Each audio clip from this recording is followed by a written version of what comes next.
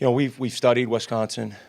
Look, they're as good as anyone out there in the United States, and they present problems in a whole host of areas.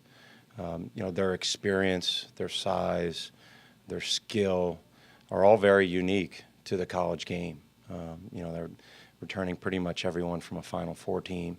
They have two guys in Kaminsky and Decker, who most people have up for preseason first-team All-Americans, and that doesn't bring up the other really good players they have. It's going to be a huge test for us, these are the reasons you come to Marquette.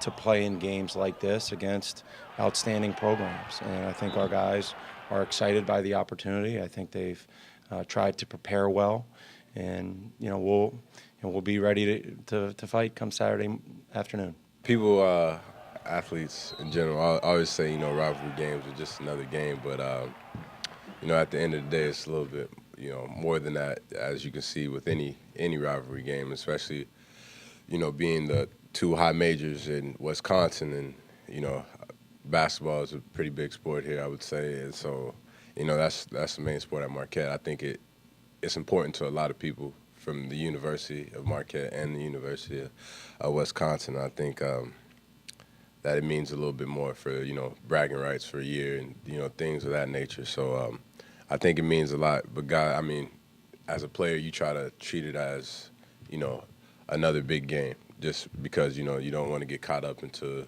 all the other things going on outside. We've been preparing the same way pretty much. Like I said in a prior conference, most teams are going to be bigger than us. That's just something we've accepted. We have to impose our will on the ball, on their guards, front the post. Just try to keep it out their bigs. And I think we did a pretty good job against Georgia Tech doing that. Steve and I and Deontay, we just try to keep it out the post, do our work early. So if we can do that, I think that would be big time. In terms of the spotlight, I have to give it to Dwayne Wilson. Without him, we don't win some of those games. He's been big time. As a freshman, that's huge. And I really admire him for that, because I know for myself as a freshman, I probably wasn't ready for that.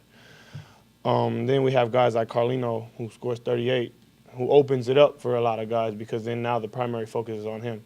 I think we're a hard team to scout, because you don't know who's going to be the leading scorer.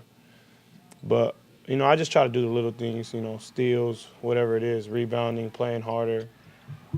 I'm ready for it, whatever it is. I just want to win games.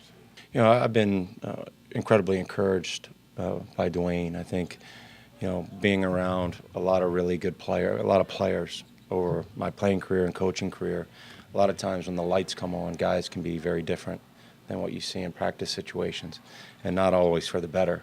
I think Dwayne's one of those guys, when the lights come on, he takes his game to another level. For a freshman to have 30 points in a huge win, not many freshmen are doing that.